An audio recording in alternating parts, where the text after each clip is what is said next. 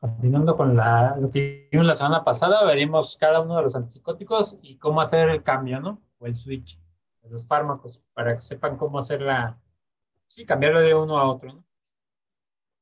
Como veíamos en la historia, clozapina, tal vez vamos a ver puros atípicos. Los típicos ya los vimos, ¿no? O sea, en términos generales. De los más usados de los típicos, haloperidol, trifloperacina, perfenacina, sulpiride y el clopixol y el suclopentixol y el flupentixol, ¿no? Y de atípicos, el más usado se discute entre olanzapina, risperidona y a veces aripiprazol, ¿no? Depende mucho si es aquí, si es en Pemex, si es en el seguro, en el ISSSTE, las cantidades que tengan, etcétera, ¿no?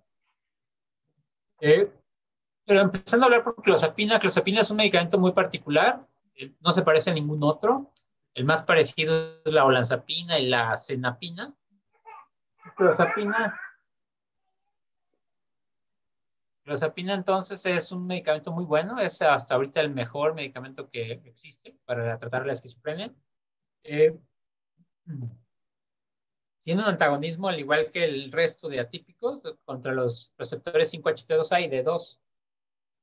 Curiosamente, es como la primera línea para la esquizofrenia resistente a tratamiento convencional, pero no es de primera línea para todos. ¿Por qué? Pues porque requiere una estructura, un protocolo muy estricto para su manejo, sobre todo las primeras 18 semanas. Por eso no se usa de primera línea, aunque no por su eficacia. Si muchos autores les gustaría que se pudiera usar desde el principio, ¿no? Tiene algunos efectos adversos. El más grave de ellos es la agranulocitosis, que es por eso que no es de primera línea.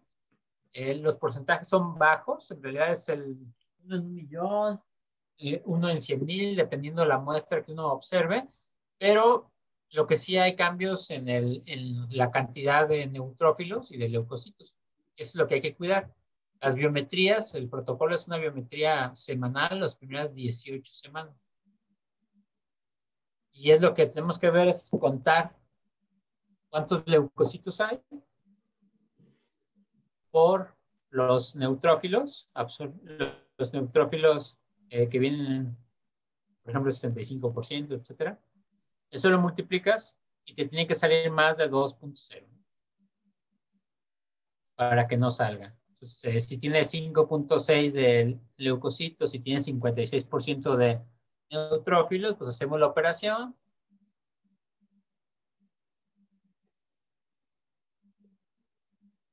Déjenme buscar la calculadora.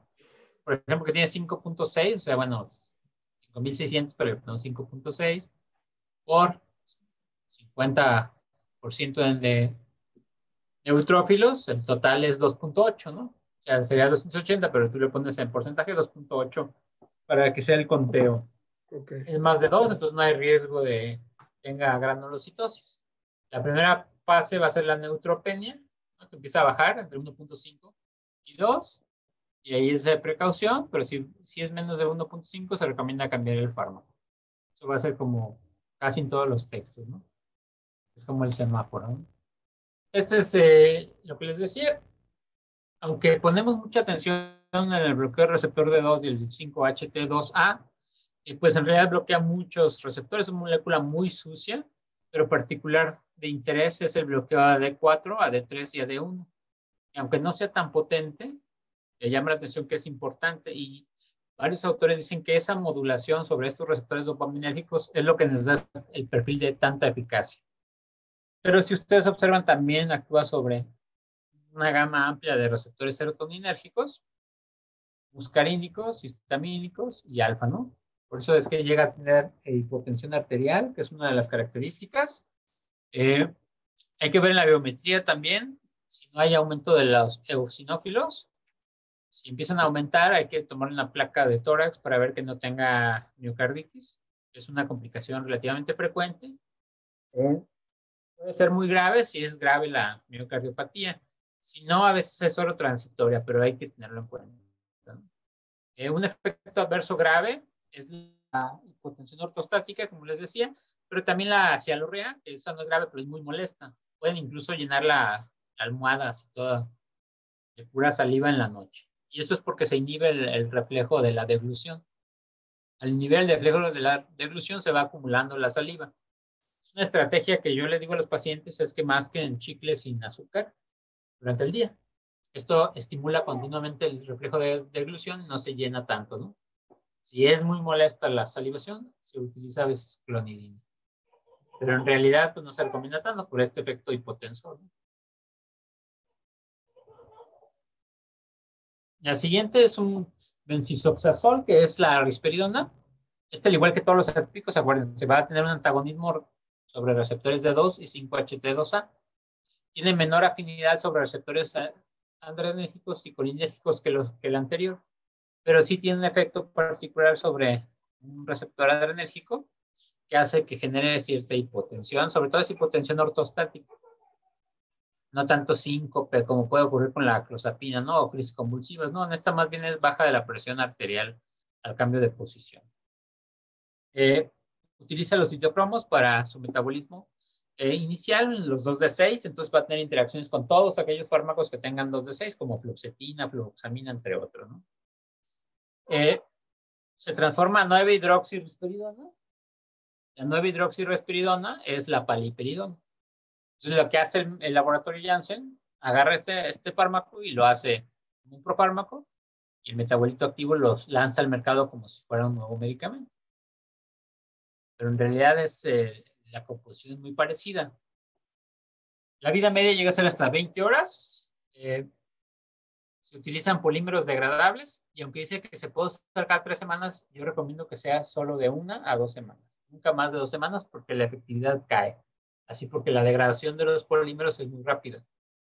Entonces, lo que yo recomiendo es de 1 a 2 semanas, ¿no? Se degrada por orina 70% y en insuficiencia renal o hepática, e incluso en geriátricos, debemos ajustar la dosis, incluso hasta la mitad, para evitar esta molestia que aumenten los efectos adversos extrapiramidales en los ancianos o que aumenten los cambios de presión arterial, que pueden ser muy molestos. Las dosis van de 2 a 6, aunque hay reportes que hasta 8 o más, pero más de 6 ya empieza a actuar como si fuera un haloperidol.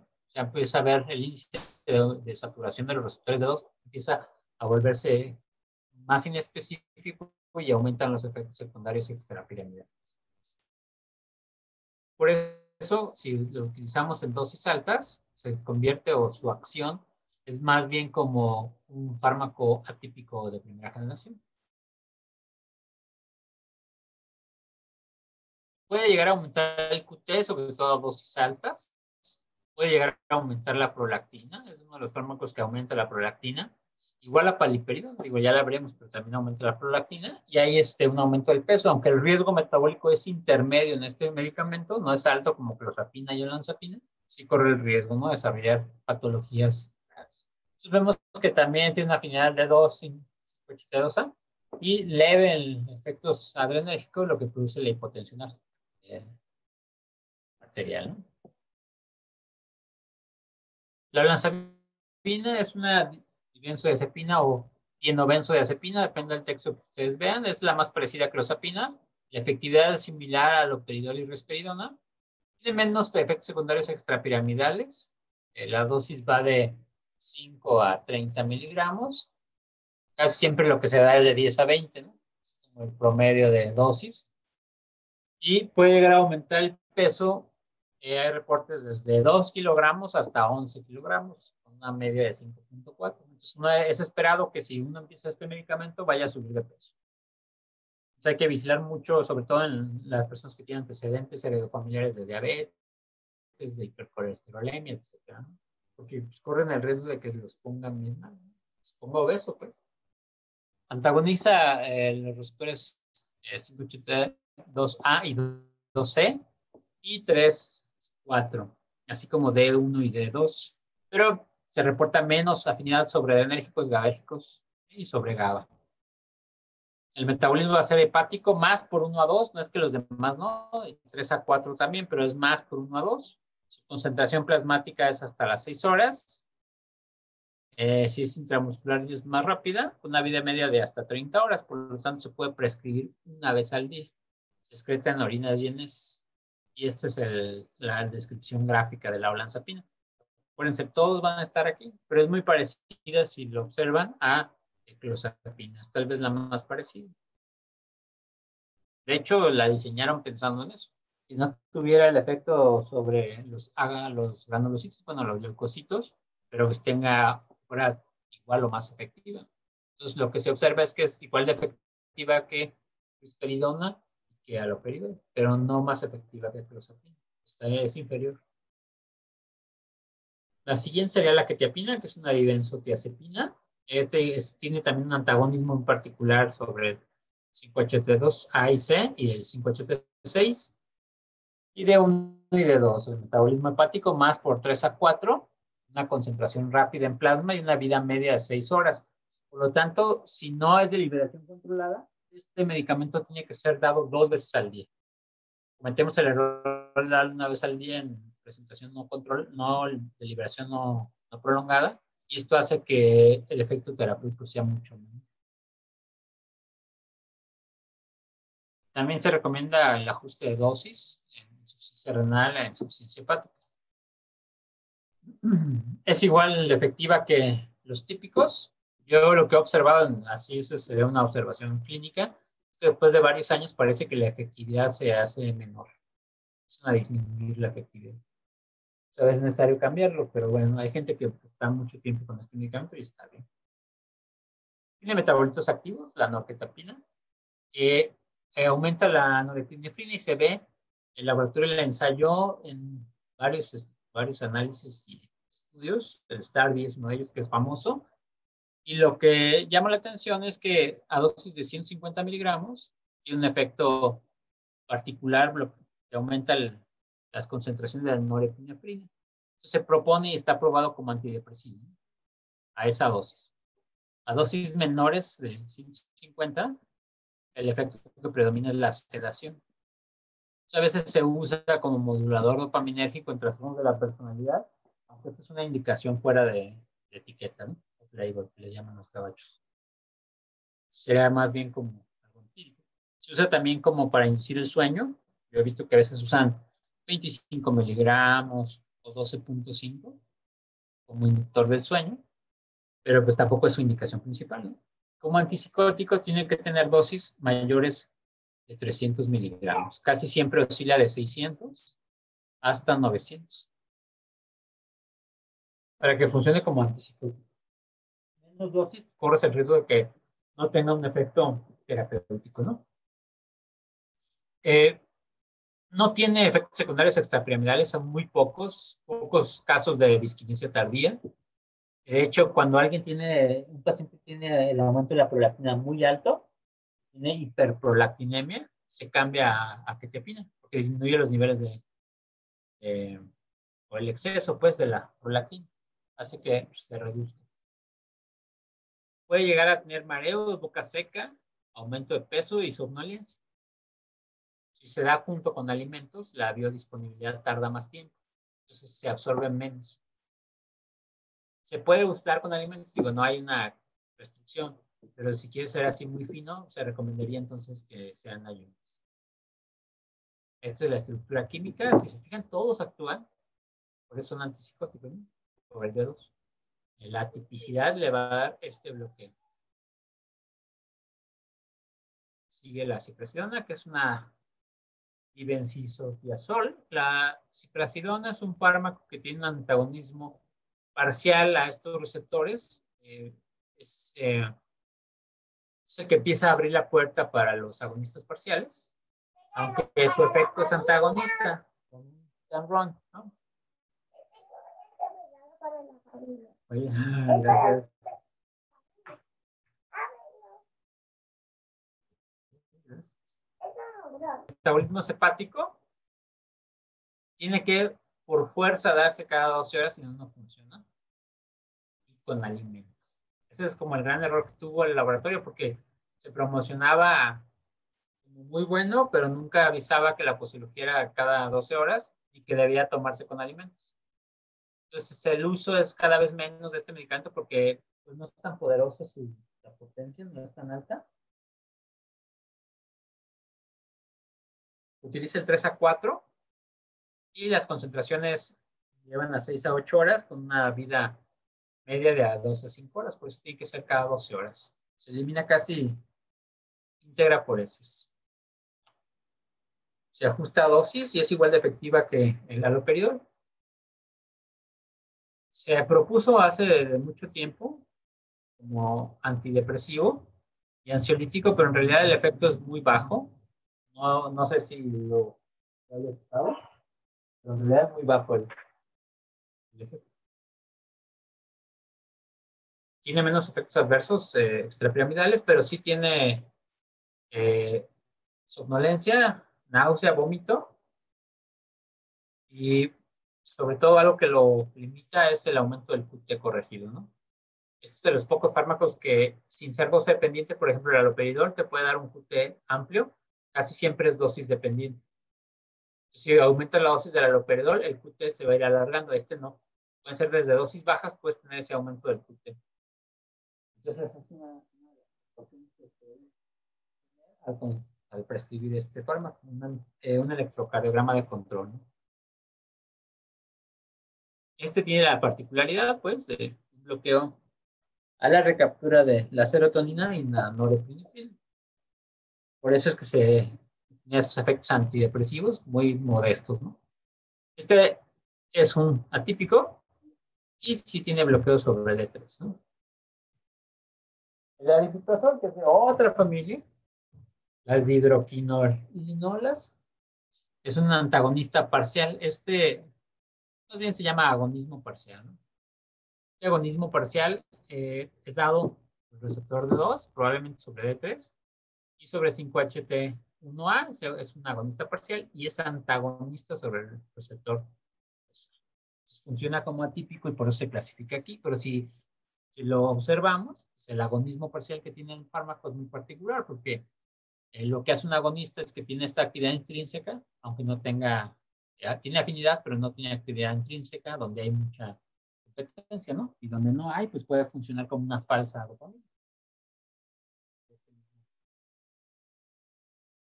Utiliza 2 de 6 y 3 a 4, los dos. Las concentraciones máximas pueden ocurrir de las 3 a las 5 horas, pero si ustedes observan, conforme avanza la vida media, puede llegar incluso 75 horas o hasta 94 horas el metabolito activo.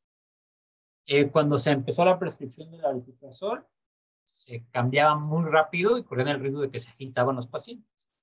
Pero más bien es que suspendían uno, entonces había más, el receptor estaba más sensible. Cuando usaban funcionaba más como un agonismo dopaminérgico, entonces tenían cuadros de agitación. Entonces, lo que se ha aprendido es que si uno lo va a switchear, tiene que ser como más gradual. Incluso puede ser incluso más lento para evitar este rebrote de cuadros de agitación. Está aprobado para uso en adolescentes y sus efectos adversos es que eh, puede tener acaticia y agitación, sobre todo por este efecto en los receptores sensibles. Y mucho menos sedación. De hecho, se prescribe más por la mañana porque no es tan sedante. Tiene pocos efectos adversos y tiene menos riesgo de aumento de peso como los anteriores. Si fijas, es mucho más particular, es una molécula como más pura, pero tiene un agonismo parcial sobre estos dos. Pero este es el efecto antipsicótico de segunda generación. La misulprida o misulpirida, depende de donde lo vean, son de las benzamidas, es como la sulpiride, muy parecidas. De hecho, son casi iguales químicamente, ¿no? Son antagonismo del D2, D3. Parece más afín al sistema límbico D3. Y curiosamente, cuando salió al menos los reportes de sulfurida, hay dos estudios en Francia, como es una molécula francesa, decían que podía ser a dosis baja, eficaz para los síntomas negativos, y a dosis alta, eficaz para los síntomas positivos. Y así se promocionó igual a misulpirida. No es afín a serotonina, no es afín a colina ni a receptores adrenérgicos. Por lo tanto, uno espera que tenga más bloqueo dopaminérgico, ¿no? De hecho, los pacientes que son ultra resistentes, que ya tienen clozapina y tienen pobre respuesta, se les puede añadir amisulprida. Si se come muchos carbohidratos, baja la absorción. Entonces, se recomienda que pues, puede ser una una vez al día, su vida media llega a ser hasta 12 horas, pero que sea con más proteínas del alimento si es que se consume con alimentos. Tiene aumento de la prolactina y desde los que más aumentan la prolactina. Puede generar insomnio en algunas personas, ansiedad o agitación, somnolencia, estreñimiento, pero el que más se asocia es la prolactina. Y aunque los textos dicen que producen menos efectos secundarios extrapiramidales, pues yo creo que produce también su dosis considerada de efectos extrapiramidales. Si se fijan, la molécula es muy parecida a la sulfurina. A dosis bajas funciona como atípico. Igual este funciona como atípico, pero si uno sube la dosis de ya funciona como típico. Son muy particulares porque es como en el límite entre los típicos y atípicos. Otra sería la paliperidona, que es de los benzoazoles, igual que la risperidona, es el metabolito activo, ¿no? Tiene pobre metabolismo hepático, tiene mínimas interacciones, por eso se recomienda, por ejemplo, si tienen fallas hepáticas, que no requieren un metabolismo de primer paso, o en combinaciones, ¿no? Su concentración máxima llega a ser a 24 horas, con una vida media de 7 horas, se elimina por orina, pero parece que la posología puede ser una vez al día. Y es tan estable en la molécula que se pueden utilizar medicamentos de depósito. El palmitato de paliperidona se utiliza de depósito por esta estabilidad en la molécula. Puede aumentar el QT corregido, puede aumentar de peso, igual síntomas secundarios extrapiramidales, igual que la risperidona o muy parecido. También puede disminuir algunos síntomas antidepresivos, ¿no? Curiosamente, ya hay una paliperidona de acción prolongada de hasta 3 meses, se llama Trinza. O sea, si toleran la vía oral o si usó risperidona, si lo tolera bien, puede cambiar a paliperidona, ya intramuscular. Se recomienda, bueno, la posología es 150 miligramos, dos a la semana 100 miligramos, y luego ya cada mes se ajusta la dosis. Hay presentaciones de 75, 100 y 150. Antes había de 50, pero creo que la descontinuaron de México porque no se vendía. Entonces, pues da espacio de aplicar una inyección cada mes. Y si después de 5 meses está estable, puedes aventarte a usarla de cada 3 meses. Esa es como una diferencia, ¿no? Con olanzapina, por ejemplo, que no hay en México y era difícil como aplicarla. Y con risperidona, que no es no es un aceite, pues son estos plastiquitos degradables. Y lo que hace el consta es que va perdiendo eficacia después de la segunda semana. Entonces tiene que ser por fuerza cada 15 días. Entonces el costo-beneficio pues sigue siendo para las instituciones. Probablemente este tenga mejor efecto, ¿no? Allá, ¿cuáles hay? Nosotros solo tenemos decanoato de haloperidol, doctor. ¿No tienen paliperidona ni consta nada? El liste sí. El liste sí, sí, efectivamente, doctor.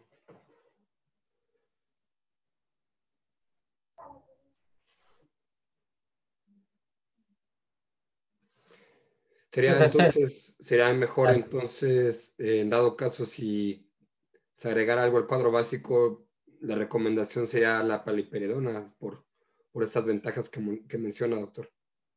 No, pero hay otra ventaja que creo que requiere el risperidona consta, requiere cadena fría.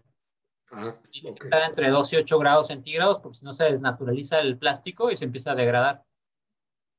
Entonces, lo tienes que tener el refrigerador para, no tiene que variar la temperatura. Hace como 10 años un estudio que se llamó eStar.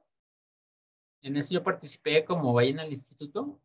Entonces, llegaba la caja e inmediatamente la tienes que meter al refrigerador. Nos pusieron un refrigerador por eso. Y lo que observaba yo es que a veces se tardaban en entregarlo y cambiaba. Y los sellos, tenían unos sellitos de temperatura, se veían que cambiaba la temperatura del sello. Entonces ya esas inyecciones eran inútiles. Si fijas nomás se añade un grupo hidroxilo a la molécula. En el metabolismo esto lo hace el hígado. El citocromo le pone entonces a la risperidona el hidroxilo y ya se transforma en paliperidona. Sí. Entonces el metabolismo es como lo que hizo antes el laboratorio, pues va, pues usemos este. Sí. Otro que se usó, que ya le retiraron el permiso, el arilperdol, que era el Certindol.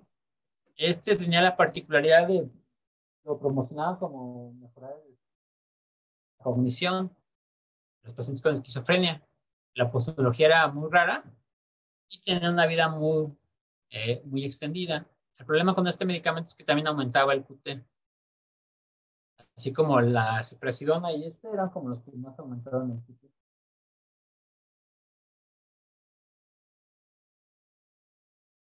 Era igual de efectivo, nomás que la posología también era difícil. Tienes que empezar con 2, 4, y luego 6. ¿Cómo era? 4, 8, y de 8 te ibas a 12, y luego ya si querías a 20 miligramos, o te quedabas en 12, 16 o 20. No, pues. No era tan cómodo. Y este era más o menos el esquema. Decía que era límbico selectivo y procognitivo por un efecto muy particular que en realidad nunca se comprobó. Y otras que se han ensayado, como decía la vez pasada, la lurasidona, que ya está en el mercado porque sí pasó por la FDA. Parece que es más estable la molécula, es igual un atípico sobre estos dos receptores, aunque también antagoniza el 7 y parcial del 5-HT1, que es presináptico, ¿no? Entonces lo que hace la lurasidona es estabilizar el receptor de 2 y parece con buenos efectos terapéuticos, no más que tiene que ser cada 12 horas, ¿no? El bifepronox estaba entonces en la lista para que lo aprobara la FDA y dijo, le retiró la licencia, ¿no? Parece que no queda claro si funcionó. Era un agonista parcial. Entonces se van a seguir haciendo estudios a ver si funciona. Son los estudios de eficacia que hicieron para la FDA. Entonces lo que observamos es que está muy heterogénea la respuesta. Todos favorecen al medicamento, pero fíjate, los intervalos de confianza están muy cercanos, ¿no? Solo este estudio sí es como el que uno diría que ese sí se favorece. Pero pues es casi igual que placebo. Sí. Hay otros, están buscando nuevas moléculas. ¿Sabes qué? No puse el brexpiprazol. Pero para lo que te da de diferencia contra el aripiprazol, el brexpiprazol, es que es el equilibrio entre el bloqueo 2A y D2 mantiene un balance, ¿no? Lo que ofrecen ellos es como un balance en ese bloqueo. Y al ofrecer ese balance, lo que hace entonces es que estabiliza el tono dopaminérgico, favoreciendo que los síntomas negativos mejoren, ¿no? Así dice la literatura, bueno, la teoría de laboratorio. Y sí genera los que lo han tomado que yo he visto, esta sensación como de que despiertan, como que estuvieran más activos, al menos en el pensamiento, no se sienten tan aletargados o abotargados. Lo que se está estudiando ahora es cuáles van a actuar en las neuronas piramidales como moduladores del GABA, ¿no? Esa es como una de las propuestas terapéuticas. Otra es sobre el receptor NMDA. Esta es tal vez la más desarrollada, que es la sobre glicina, o descicloserina y deserina. Aunque los ensayos todavía dicen que no sirve para nada. Está como, parece que hay una nueva modificación de el efecto sobre el receptor NMDA y va a correrse un estudio apenas de fase 3 para probar que sea efectivo para esquizofrenia, pero añadido a un antipsicótico. Otros serán, esto tiene que ver con el mecanismo de acción. Si recuerdan, es la fenciclidina o la ketamina, son anestésicos disociativos que producen síntomas psicóticos inducidos por el fármaco y actúan sobre NMDA. Pues parece ser que si uno agoniza el receptor NMDA, el efecto, como va a entrar más glutamato, aunque haya una excitación, puede modularse el tono dopaminérgico. Va a ir a la baja, es como la teoría. Otros serían agonistas sobre D1, que esto sería como lo que no ha podido lograrse la especificidad, pero ese sería un buen punto sobre todo para adicciones, yo creo, para evitar el craving. Y los antagonistas 582A, que sería ese antagonismo sobre ese receptor específico, evitaría que el tono dopaminérgico esté aumentado. Otro es el efecto antagonista sobre el CB1, que es un receptor cannabinoide, y ahí, por ejemplo, el CBD, que es el cannabidiol, podría funcionar. Esa es la teoría de lo que funciona Sí. sobre ese espacio, ¿no? Los inhibidores de la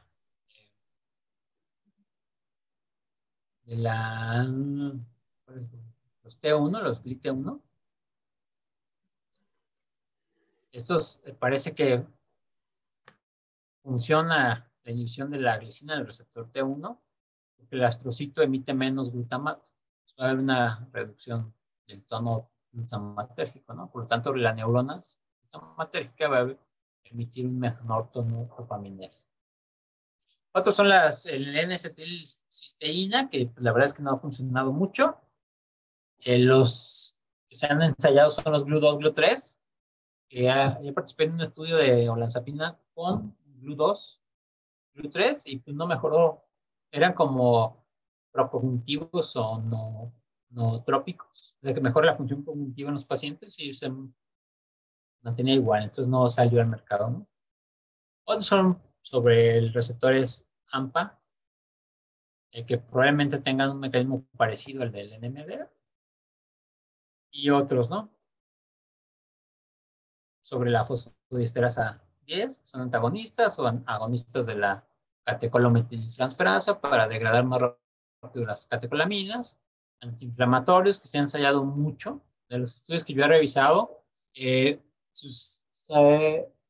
ejemplo, el Celebrex, Celecovid, era como muy famoso, prometedor, pero en realidad pues, hay quien dice que sí y que no. Hay estudios incluso con aspirina y antipsicóticos como un mecanismo que mejoran los síntomas, pero en realidad es como muy modesto, ¿no? Y tal vez una promesa sean los alfa-7 nicotínicos, porque los pacientes fuman un chorro. ¿Por qué fuman un chorro? O sea, algo tiene que hacer ese receptor en la esquizofrenia. No sabemos qué, pero si tú agonizas ese receptor en vez de darles tabaco, puedes mejorar la función global, ¿no? Eso es más o menos lo que viene. La cariprazina, que yo creo que la van a probar pronto en México, esperemos. Ya se ha visto que es seguro y eficaz. Tiene un agonismo parcial sobre D2, D3, que es muy parecido al multiprofesor, pero más estable, ¿no? Bueno, otras moléculas, clonaprida, etcétera. Pero digo, no los vamos a revisar porque pues, mejor te los dejo ahí en la presentación. Son moléculas que están en desarrollo dependiendo del receptor, de los que ya vimos. Muchos que están detenidos, muchos que están intentando. En los de segunda generación me faltó incluir, ahorita lo recordé, la iloperidona. Es muy Sí. parecida a la risperidona. Es básicamente muy, muy parecido, ¿no? Esto es lo que tal vez pueda servir, los inhibidores de la fosfodiesterasa y del cannabis, ¿no? Bueno, lo que quise poner aquí en esta tabla es algo de lo que les puede servir. ¿Qué interacciones hay a través del metabolismo hepático, ¿no? Por ejemplo, de la clorpromacina, todos los que están en la primera columna actúan o participan en el metabolismo, pero el que más tiene representación en la inhibición de la enzima es este. Entonces, los fármacos que actúan más sobre 2D6 van a tener interacción con clorpromacina, una inhibición enzimática. Ya saloperidol también, loxepina ninguna, mesoridina no saben, la perfenacina, 2D6 y 1A2, al igual que la perfenacina. La pimosida, no hay en México, ¿no? Pero era 2,6, 3A4, la tiroidecina 2D6. Y los de segunda generación, la misoprida no tiene interacciones. Es una molécula que parece que se metaboliza muy poco El aripiprazol, sí, 2 de 6 y 3 a 4. La clozapina, todos, principalmente 2 de 6, seguido de 3 a 4, ¿no?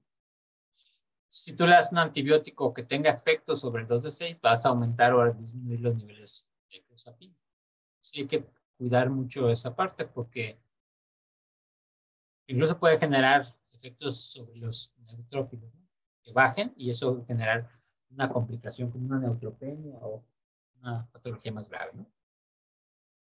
Olanzapina 1 a 2 principalmente, seguido de 2 de 6, quetiapina 3 a 4, risperidona 2 de 6, 3 a 4, al igual que la paliperidona, el centidol. Aunque este es el metabolito activo, su metabolismo va a ser mucho más bajo. Entonces, incluso pueden decir que es seguro para insuficiencia hepática, ¿no? Y 3 a 4 la ciprasido. Todo lo que toque la carba va a tener una alteración. Claro, Bueno, la carbamazepina le pega a todos, los sí, reduce, ¿no? Y aparte sí, se autoinduce en su metabolismo. Creo que es, híjole, es muy buen medicamento, pero creo que lo sobreutilizamos, ¿no? totalmente. No, y bueno, las interacciones ahí son, como bien lo pone, doctor, totalmente patentes en casi 90% de los casos. Además, pues también da granulocitos y la carbamazepina. Sí.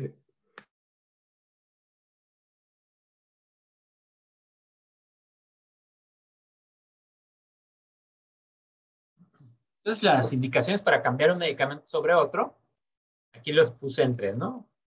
Pobre eficacia o pobre tolerancia. O sea, muchos efectos secundarios, sean metabólicos o sean sobre el cuerpo, sobre los movimientos, como parkinsonismo excesivo, distonías, etcétera, ¿no? Otro que el efecto positivo a largo plazo sea eh, sobre la función del paciente esté muy limitado y que uno diga que busque darle un pequeño beneficio. Y otro sería que el pobre cumplimiento, ¿no? Que este es el factor de riesgo para las mayores tasas de recaídas en los pacientes.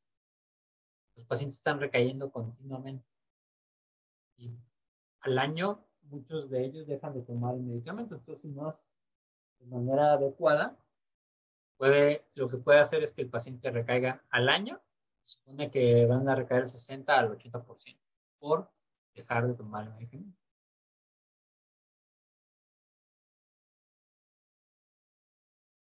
Casi siempre un porcentaje alto requiere un cambio de medicamento en el primer año, ¿no? 21% en los primeros 6 meses, 33% en el primer año y hasta 45% en 2 años. Entonces, esto es como triste porque hay pacientes que lo tienen todo el tiempo, aunque tengan intolerancia a ese fármaco. Entonces, si yo tengo una pérdida de eficacia, porque persisten los síntomas positivos o negativos, hay recaídas a pesar del cumplimiento, o un deterioro del nivel de funcionamiento, yo lo puedo conceptualizar como una pérdida de eficacia. Entonces, requiero cambiar el antipsicótico. Las recaídas, que son altas, la poca tolerancia al fármaco o efectos adversos no controlados, ¿no? O que puedan potenciar pues, la vida de los pacientes. Entonces, ante esto, el pobre cumplimiento, ustedes pueden cambiarlo, ¿no? Por uno de depósito, a preferencia del paciente del familiar. Hay pacientes que se siente muy cómodo que le apliquen una inyección una vez al mes y ya se quita de problemas y a otros no les gusta. Va a depender también de lo que ustedes negocien. Estas son algunas tips para cambiar de un psicótico a otro, creencias del paciente, expectativas del tratamiento o una respuesta previa. Ya llegan multitratados después de varios años y les digan, no, es que a mí me fue muy bien con la olanzapina, pero me la cambió un doctor porque dijo que ya no había en cuadro básico, ¿no? O sea, a lo mejor es una idea como decir, bueno, si le fue mejor con el que tiene, pues puedo ensayarlo por segunda vez, ¿no? ¿Qué adherencia tenga el sujeto y qué alianza tenga el médico? Ahora, en la enfermedad, pues tal vez lo más importante sea si la gravedad no cede. La duración pues puede ser relativa, tenga pobre respuesta o un deterioro en la calidad de vida, o que haya presencia de comorbilidades que antes no había. Por ejemplo, si tú tienes un paciente con diabetes descompensada y tiene un medicamento como quetiapina, pues corres el riesgo de que le cueste más trabajo compensarlo, ¿no? Vas a buscar uno que tenga un menor perfil metabólico. Justo también ese era un punto ahorita que mencionó que había las posibilidades de otros fármacos como antiinflamatorios, etcétera. Esta combinación que intentaron buscar olanzapina-metformina para compensar un poquito lo metabólico, pero parece que no fue tan exitoso, ¿no? O sea, sí en lo que los ensayos a largo plazo, lo que decían es que si hay una disminución del peso de 1 kilo a 2 kilos y hay una reducción de la insulina, pero el riesgo de prescribir la metformina, digo que me falta a mí terminar de revisar eso, pero el riesgo que tienes es que hagas más vulnerable al páncreas, ¿no? Es lo que decían algunos reportes, que si tú crees que una persona quiere bajar de peso y le das metformina, pareciera que esa será una buena aproximación, porque vas a favorecer que la insulina se aproveche mejor, etcétera, ¿no? Pero en realidad lo que hace es como ir sometiendo al páncreas a que sea más vulnerable a desarrollar diabetes. Entonces, la verdad es que yo no soy experto en metformina. Muchos endocrinólogos han dicho, no lo des hasta que no tengas evidencia de que el paciente tiene problemas metabólicos. No antes, ¿no? Eso es lo que dicen algunos, pero yo la verdad ahí no sabría. No, parece ser que los estudios como que no fueron tan concluyentes, pero justo para la clase de estabilizadores, ve que el topiramato se ha probado bastante como regulador de peso. Ajá. Entonces hay combinación ahí topiramato, fentermina, topiramato, metformina.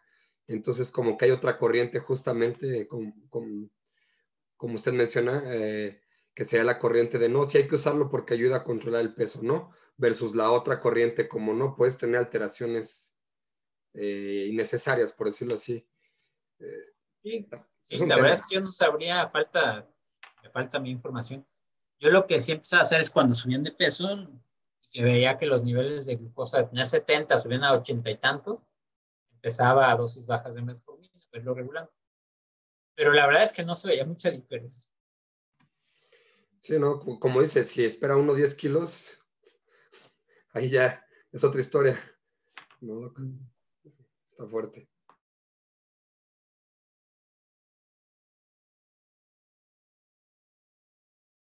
Pues otra indicación es la tolerancia, ¿no? Al fármaco. Si tiene muchos efectos adversos, pues el paciente lo va a abandonar. Entonces, mejor cambiarlo antes de que lo abandone, porque muchos de los pacientes lo abandonan por los efectos adversos. Sobre todo con los de primera generación que eran como más evidentes, ¿no? O cuando ya tienen disquinesias, ¿no? Síndrome deficitario producido por neurolépticos, sedación persistente, sobre todo clozapina, quetiapina o olanzapina, pueden dar mucha sedación o clorpromacina, trastornos metabólicos ya, prolongación del QT, problemas sexuales, etcétera, pueden ser suficientes para que el paciente diga, no, yo ya no quiero, ¿no? Recomendaciones para no cambiarlo serían entonces que el sujeto con episodio agudo y con recuperación esté estable 3 a 6 meses. Si ya está estable, ¿para qué le mueves, no? Si responde con antipsicóticos de depósito y no con adherencia vía oral, pues ¿para qué le quitas el de depósito? Si tiene buena respuesta, también se lo dejas. Y los pacientes que sus familiares niegan el cambio, pues también, porque si no, no se lo van a comprar, ¿no? Y el riesgo de que tengan conductas agresivas, por ejemplo, para cambiar de clozapina a otros cuando ya tiene el antecedente de haber sido muy agresivo, pues no se recomienda. Por ejemplo, tengo un paciente que ya yo que lo veo desde hace como 10 años, y tuvo así problemas con la clozapina, tuvo miocarditis, y luego tuvo hipertrigliceridemia, llegó a subir a 600. Ya le un medicamento, pero no le podía quitar la clozapina, porque se la quita, se agita y se pone así, destruye cosas. Pues con el único que ha estado bien, entre comillas, pues, estable, de los síntomas positivos. Pero con todas esas complicaciones, pero dices, bueno, riesgo-beneficio, ¿no? Sí, ¿no? Pues, como dice, si se agita ese nivel puede terminar en situaciones inclusive legales. O como Sí, totalmente.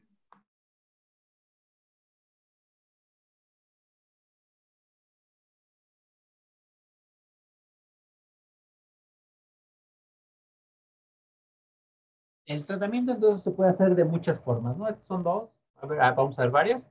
Es que el de súbito es más indicado para hospitalización, donde le dejas de todo dar uno y le empieza el otro a las mismas dosis, si es que puedes tener dosis equivalentes. Ha sido difícil las dosis equivalentes en los de segunda generación. Los de primera sí es como más o menos están bien caracterizadas, ¿no?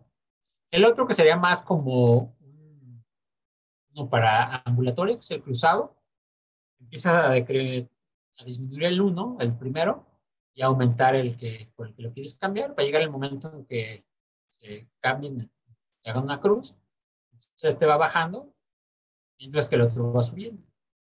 Y este depende del tiempo. Puede ser un ajuste semanal, un ajuste en porcentajes. A mí me gusta hacerlo por semana, el ajuste, cuando es ambulatorio. Porque si lo hago un poco más rápido, a veces se angustian mucho los pacientes. Otro es que se traslapen, que empieces el primero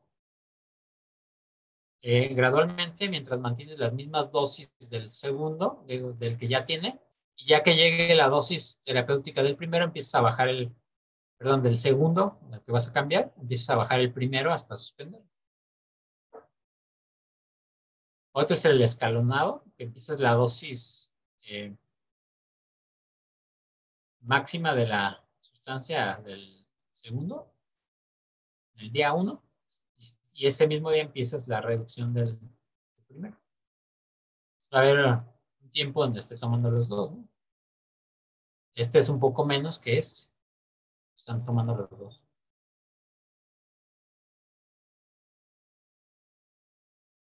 Pero el STAL nos da muchos ejemplos de cambios, ¿no? Pues dice cómo cambiar uno que es sedante a uno no sedante. Está muy sedado. Si te fijas, viene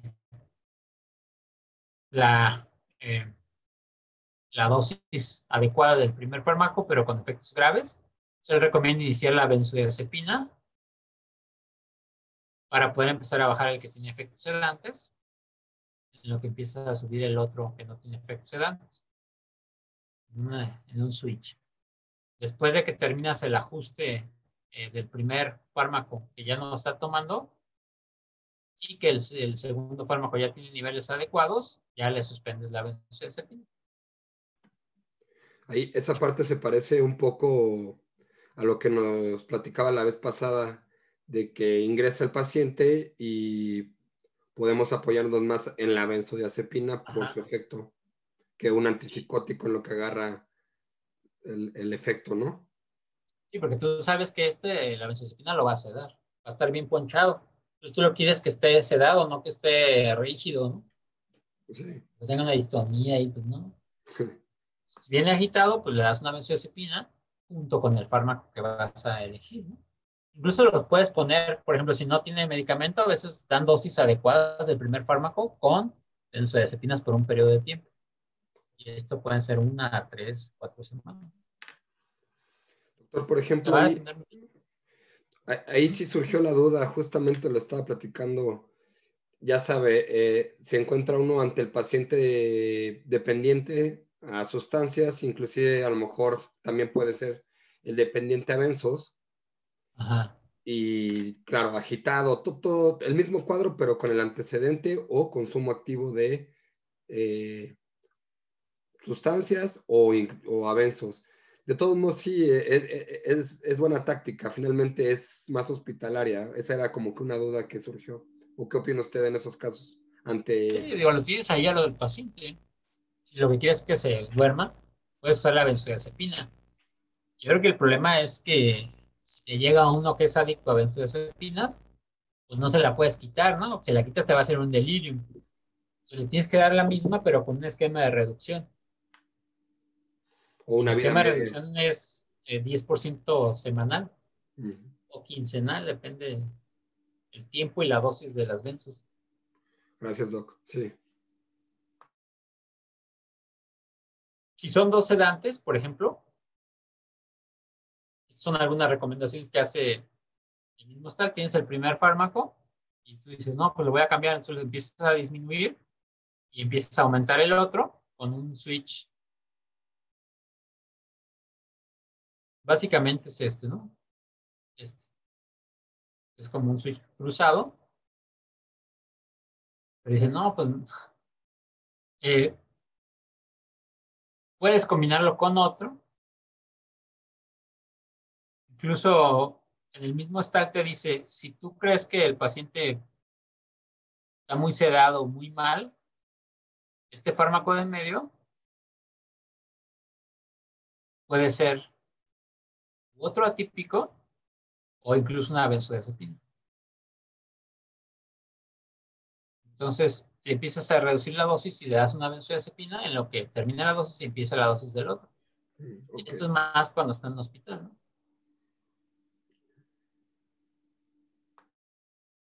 Entonces, si el cambio de un fármaco antipsicótico inmediato se asocia a un incremento de tasa de abandono.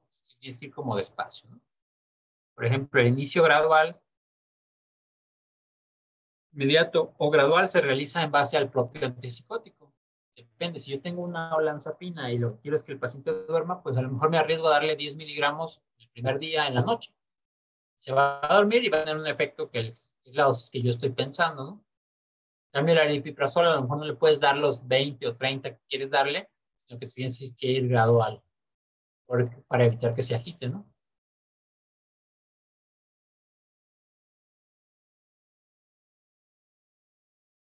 Esto es lo que yo creo que debo recalcar, que hay diferencias entre los individuos, sobre todo con esquizofrenia. Cualquier cambio, por mínimo que sea, puede ser importante. Y sobre todo esas diferencias en cómo va a responder al medicamento, porque aunque los medicamentos sean efectivos, todos los que hay en el mercado son efectivos, sirven para la psicosis crónica, y tú debes valorar en el sujeto cuál es el que le puedan beneficiar más que el otro. Y al Tendencia final, a individualizar, doctor. si toda la medicina tiene que ser más, sobre todo psiquiatría, que va dirigida más a los síntomas, pues tenemos que particularizar qué es lo que quieres hacer, qué síntoma quieres evitar, etc.